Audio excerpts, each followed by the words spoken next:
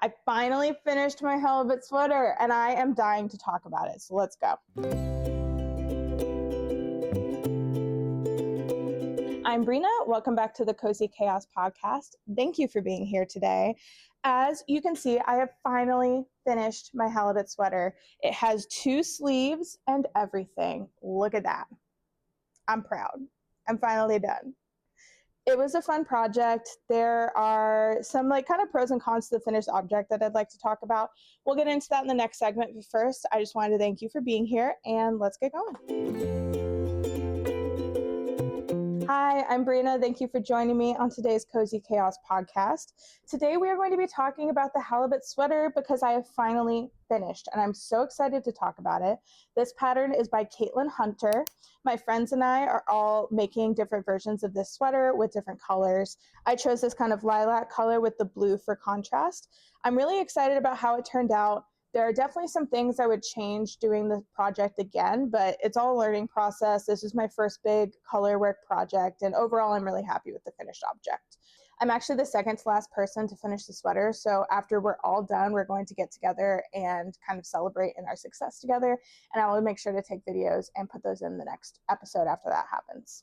All right, so I took you guys along with me on the blocking process for this sweater. Blocking is basically when you take a finished object and you submerge it in water.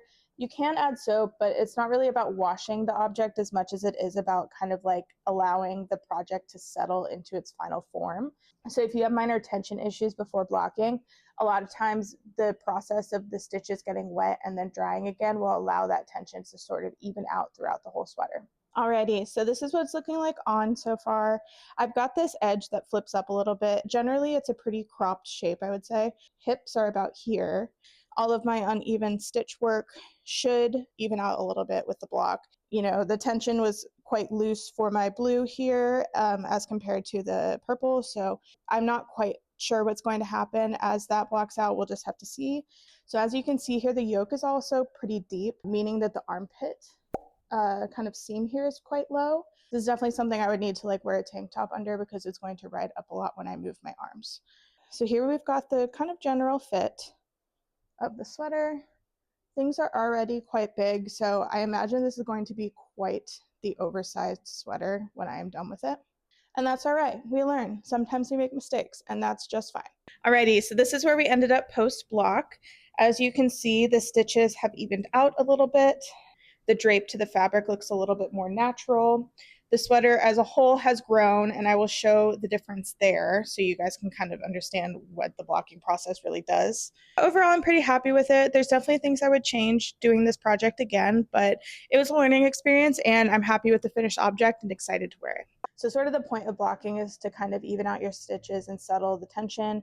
I definitely noticed that the contrast color versus the main color, it just sort of lays a little bit more flat with each other, which I think is good. The whole sweater in general grew a lot, and I will definitely show that comparison footage so you can take a look at that for yourself. Projects using superwash yarn the same way that my sweater does tend to grow in the blocking process. So that's something to consider when you're choosing the size that you want for your finished object. I was planning on my sweater being oversized, and it definitely feels a little bit more oversized than I was necessarily going for. Part of that was probably my tension being a little bit loose, so the sweater ended up larger in general than it might have otherwise. Part of it is also that I'm currently losing weight, so I think that that probably has to do with the fit. I don't think I've lost so much weight that it's quite such a contributor to the sizing of the sweater, but it is worth noting, I think. The drape of the finished object turned out really nice. I love the colors. The fit is oversized, but I think it'll be great for a fall evening once fall comes to Houston. And yeah, I'm just excited to have made this with my friends. And I think it's also special that this is the first project that I've shared on YouTube. So this experience is going to be sort of wrapped into the sweater, which I appreciate. So I'm always going to think about YouTube, I think, when I'm wearing the sweater. So that's kind of a little fun detail, I guess. All right, so now that I've cast off on the Halibut sweater, I have finally been able to move on to my next project, which is the Wrap Me Up Sweater Scarf by Knititude. I am making this for my mom for Christmas, and I'm making it in the color black. So I started this project probably, I don't know, 6 months ago, something like that. I started a long time ago, and then I dropped it. mostly because it was boring, because all I'm doing is stockinette right now, and I have many, many inches of stockinette to go. But now that it's approaching Christmas, I really just wanted to get this thing done so that I am ready to go and move on to new projects. So basically the construction of this sweater is it's a sleeve, and then there's sort of this large scarf portion that is sort of half scarf, half shawl, I would say. So it's pretty big. See if I can get the whole thing in the shot. So wear the sleeve on one arm, obviously, and then it'll sort of turn into this scarf shawl hybrid. And you would wear it in front all the way around the back and in front again. So it sort of ends up being like a scarf with sleeves at the end of the day, but you can wear it in a lot of different ways. It's a very easy project, which I appreciate. I've been watching a lot of TV shows and reading while doing this. It's just long. So this is where I had started. I had basically made the sleeve and then started the stockinette portion. This is where I had left off the last time that I worked on this sweater. So if I fold out the progress keeper, you can see I'm just a little under having doubled my length. It's a very easy, very mindless project. Basically, it's just stockinette all the way through, and then at the end of the row, you have a couple of ribbing stitches just to keep that from curling over. I'm happy with it. It's going to be sort of boring for updates, I think, because it's just going to get longer, and then I'm going to add another sleeve. So that being said, I'm excited for the finished object. I think this knit is less of a fun process, but the finished object will be beautiful to wear. So I think that my mom will enjoy this. It's not the most exciting project, but I've been reading a good book, so it's been nice to knit while I'm reading, because I have been just so distracted and lost in my book that I don't really think about how I'm just knitting and purling forever. So that's been nice. And yeah, we'll see how much I can get done by next week, but hopefully I have some decent progress to show you guys. Okay, so now that we're done with the project portion, I did want to update you guys on a couple of fun things that have been happening in my life over the last couple of weeks. So the first thing that was so much fun is I went home to Kansas City for the weekend. I did a couple of things while I was there, and the first was a Chaperone concert. So I had so much fun. This is a fan that I got at the concert. It says Pink Pony Club on it. I just had the best time. It was great. The logistics of the concert definitely could have been better. It was sort of hard to see unless you were way up in the front. That being said, I still had a great time. Lots of dancing, lots of fun. Got to see some wonderful drag queens perform. And yeah, I really enjoyed the experience. I went with my cousin and some of her friends, and basically I feel like everybody I knew from high school also went to the concert. I didn't see any of them while I was there. I kept an eye out to see if I would recognize anybody, and I didn't. But of course, later, I see on Facebook that a lot of people that I was friends with actually went, which is cool. There were so many people that it makes sense that I didn't see them, but it was still one of those things where I was on the lookout to see if there was anybody I recognized. But yeah, it was really fun. I'm a big fan of chaperones and have been for probably at least a year now. And so it was great to just be able to see her live. She was an incredible performer. I mean, her vocals sounded basically perfect compared to the, album version. So it was amazing. It was just so much fun. There was so much energy going around. Her outfit was beautiful. It was this cool pink, princess outfit with the tall hat and everything. And I've seen some of her outfits that she's worn on previous concerts on this little pop-up show tour that she's doing, and I thought they were great. But honestly, the one that they had for my night in Kansas City was, I think, my favorite that I've seen her do so far. And yeah, it was just so much fun. The vibes were awesome. She had so much energy on the stage, so I really enjoyed that. Obviously, we got merch. We dressed up. I had sparkles on my face and in my hair. I am still sort of finding sparkles on my face and in my hair, even almost a week later, but it was just such a good time. I love going home, and Kansas City is a very fun place to have grown up, and it just felt like a very Kansas City weekend, it was a good time for sure, and I'm really happy that I had the opportunity to go. So since I was already home and my birthday is actually this week as I'm recording, I had a birthday party with my family. So the cousin of mine that I went to see Chaperone with, she's a few years older than me, but her birthday is the day after mine. So growing up, we always had sort of a joint birthday dinner situation with our family. And since I was home and it's basically 2 weeks before my birthday, we decided to throw sort of a joint birthday party at this local pizza place. and it was so much fun. It was mostly an opportunity for me to see kind of like extended family and friends that I don't see super often. A lot of my close friends that I grew up with in Kansas City don't live in Kansas City anymore. We all just sort of like wound up in different areas of the country. So I didn't get to see necessarily all of my friends from high school or anything, but I got to see all kinds of family and friends, and it was just a really fun time. And I was so excited to be able to see everybody while I was home. I don't normally celebrate that much for my birthday at this point in my life. And I had a party when I was home. And then I'm also having a birthday party like tomorrow when I'm recording this. So I don't know, 29 just seems to be a big year for birthdays in my house, I guess. So since I've just been working on stockinette the last couple of weeks on the Wrap Me Up sweater scarf, I've been doing a lot of TV and books, and I'm excited to share those with you guys. So the first thing that I watched is Kpop Demon Hunters. It's on Netflix, and it is just an insane movie. It is so good. I'm definitely a little late to the trend on this one because it came out a couple of months ago, and I only watched it maybe 2 weeks ago, but I really, really enjoyed it. I'm not quite sure what I was expecting. It is sort of in like a 3D animation style, like Pixar, but the content is very K-pop focused. I'm not somebody who really knows all that much about K-pop. Like, I'm aware of the big groups like BTS, Blackpink, like I've heard of them, and I know like a couple of their songs maybe that have made their ways to American playlists and radio and stuff. But I'm definitely not like a K-pop stan, I would say. And that's not like anything against it. It's just not something that I've really gotten into. That being said, the movie is about K-pop, but I found it to be really accessible to someone who doesn't know all that much about K-pop as a culture. And the things that I did know, it definitely like captured those, I think, in a very like entertaining way. So though I don't personally have much of a background with K-pop, the movie was able to introduce it in a way that feels very accessible to somebody who's not a part of that world. I really, really enjoyed it. The music is excellent. I mean, I can understand why people are singing the songs. I definitely think that this is a movie that has been hyped for good reason. The animation was amazing. The storyline is great. I very much hope there is going to be a sequel to this movie.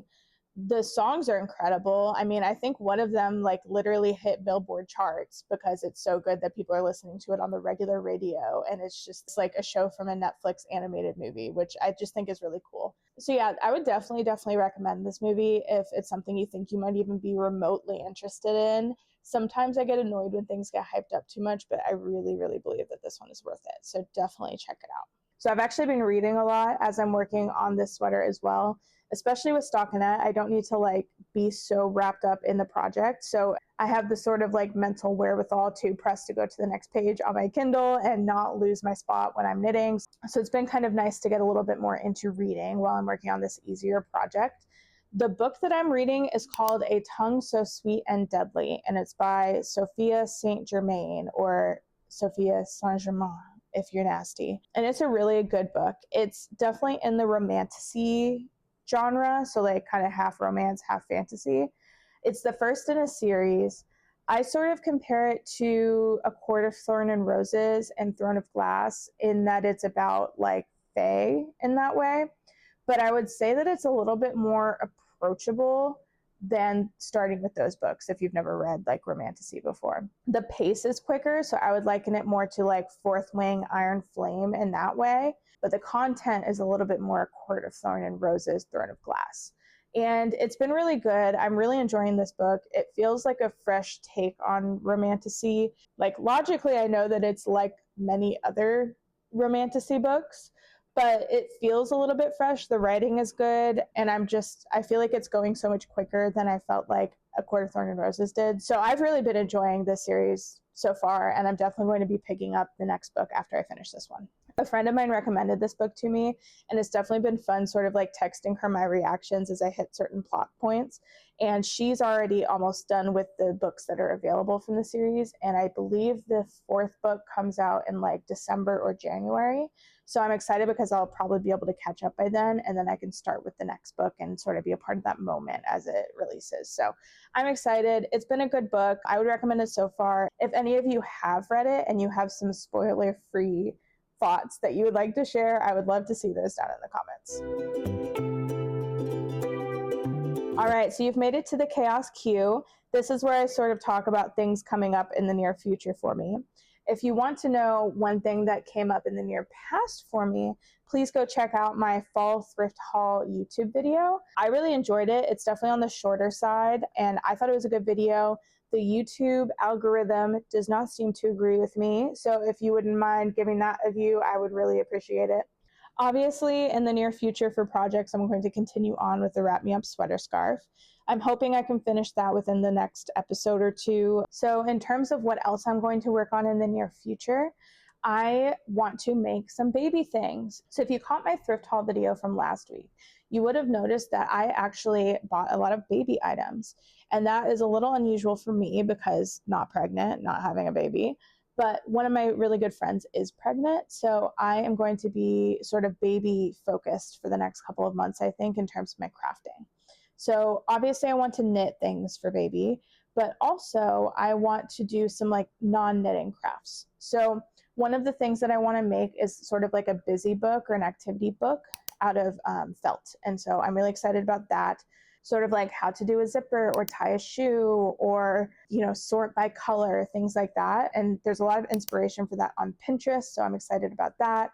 I was thinking also about making like a mobile, and I don't know if I would do that with sewing or maybe also felt or even knit or crochet. I've got kind of a lot of ideas swimming around up here. So I might make a video sort of like taking a look at some of these patterns and choosing which ones I actually want to make, because as much as I would love to make just truly anything I lay my eyes upon, I only have 2 hands and so much time.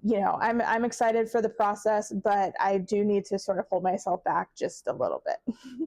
So that's my chaos cue for the week.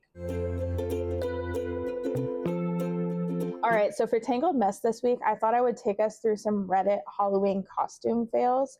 I don't necessarily have any stories of my own there, but I love seeing like crazy costumes that people come up with. And I think that that's a really fun opportunity for crafting as well. So I think for a lot of people, maybe parents specifically, if they're making their kids' Halloween costume, that might be like one of the only crafts that they do that year. And I think that's like a very accessible thing that a lot of people do to sort of like briefly enter the crafting space. So I thought that might be a fun entryway for us to talk about Halloween costumes this week. So I've got a couple of stories that I curated from various Reddit users, and we will go through them now. So this first Redditor says, I went to a John Williams concert by a local orchestra once. They encouraged people to dress up as movie characters and win a prize. 2 people dressed up, me and a 3-year-old little girl, both as Rey from Star Wars. She was much cuter. At that point, I kind of just leaned into it and assumed that the prize would go to the kid, but I actually ended up winning free tickets to the next concert. And as the only adult in a Star Wars costume, they let me pose for photos with the conductor's lightsaber at the podium, which is fun. I think that that's such a fun story. That is definitely something I could see myself doing. I'm a little surprised that the prize did go to the adult instead of the kid, because I feel like that's an easy win for the kid, I feel like people should be cool with going out in costumes more often. I think it's so fun. And like, I don't know, I don't want to be the kind of adult that just like misses out on opportunities like that. I think that's so fun. Okay, so this second Redditor says, I used to work at a science museum. One year I worked the evening Halloween event, which was on October 30th, so the day before Halloween, and I wore a costume. Not only was I the only employee to wear a costume, but one of my coworkers asked, so can I ask why you're dressed as a Ghostbuster? Because it's Halloween? We're at a Halloween party. Like, really? We work at a museum, and I thought we were supposed to be smart. How am I the weird one here? First of all, Ghostbusters is a great costume. I love that. And yeah, I mean, they're at a Halloween event. Surely, like, the participants are wearing Halloween costumes. Why can the people at work not be wearing the Halloween costumes? I work at like a full office building, and I still wear somewhat of a Halloween costume on a Halloween or near that time. I think it's so fun. And, work is so like bay and grayish and cubicles all the time. Like, I'm going to dress up. Sorry about it. Like, I'm going to bring some color and life into this space. And if you don't like that, sorry.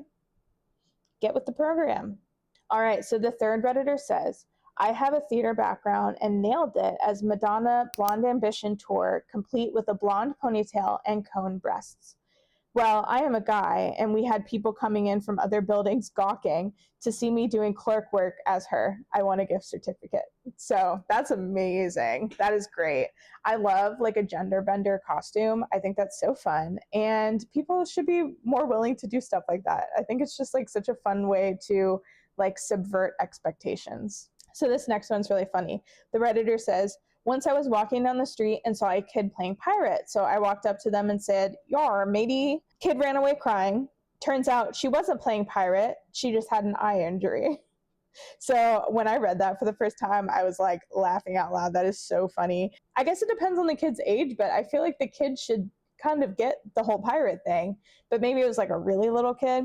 But in that case, like maybe don't walk up to a really little kid on the street by themselves. I don't know. Why is this kid on the street by themselves? I have a lot of questions. I have a lot of questions going on for this one.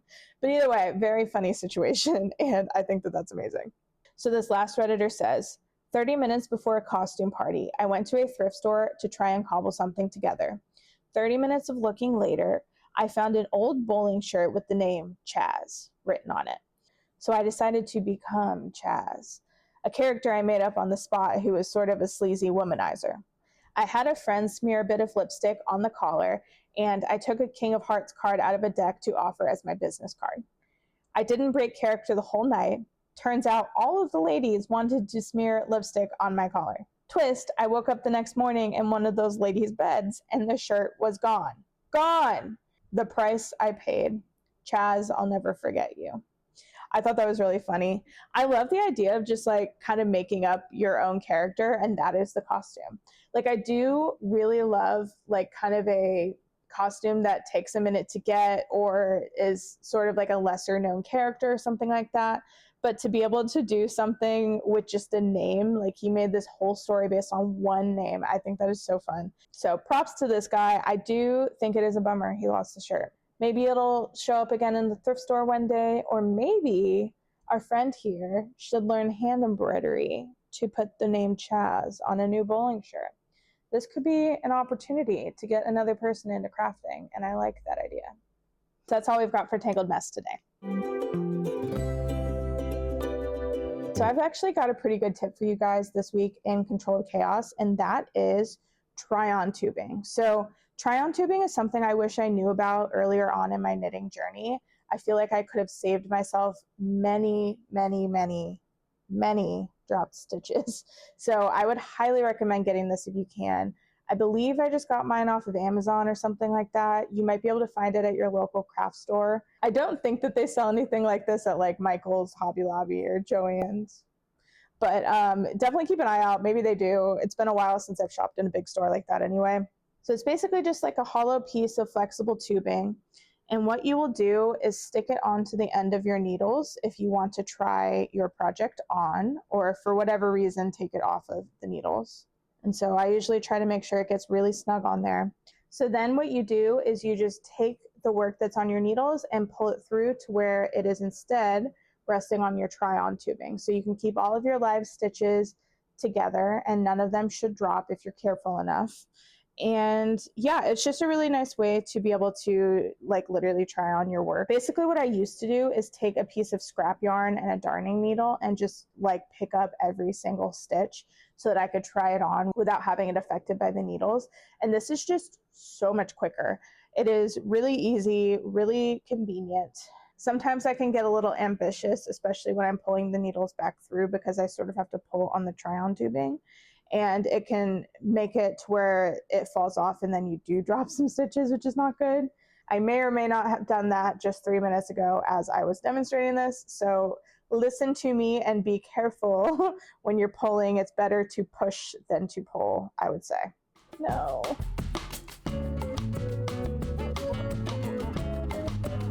But yeah, this is a really handy tool. Highly recommend having on hand at any time. They come in different sizes. Like this is not something that I would be able to fit around my waist, but you can even leave the needles on it if you need a little extra room, or you can just size up and use a different length of try-on tubing.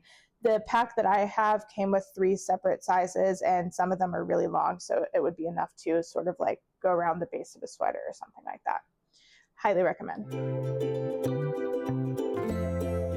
All right, so now we've hit the Queen of Cozy section, and that's where we talk about what my child Millie has been up to over the last couple of weeks.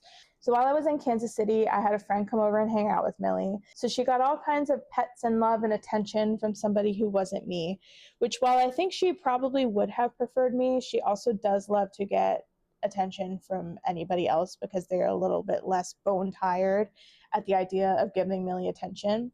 I always say that she's like a bottomless pit in that like she will take as much attention as you are willing to give her. So at some point you need to make the decision to cut it off a little bit.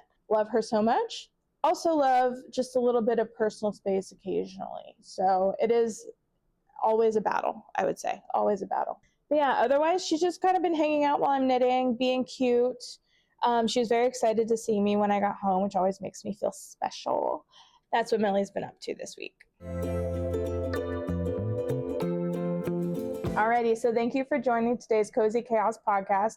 I'm excited to finally be able to share this finished object with you, and I'm really happy that you were here to experience this journey with me. So thank you so much for coming. If you would give me a like and subscribe, that would be great. I would also love to hear what you guys have to say down in the comments, especially feedback. I really try to make these as entertaining as I can, and if there's any feedback that you guys would have in terms of what you would want to see more of, or even less of, I would really love to hear that. Thank you so much for joining me today, and I will see you guys in the next one. Bye.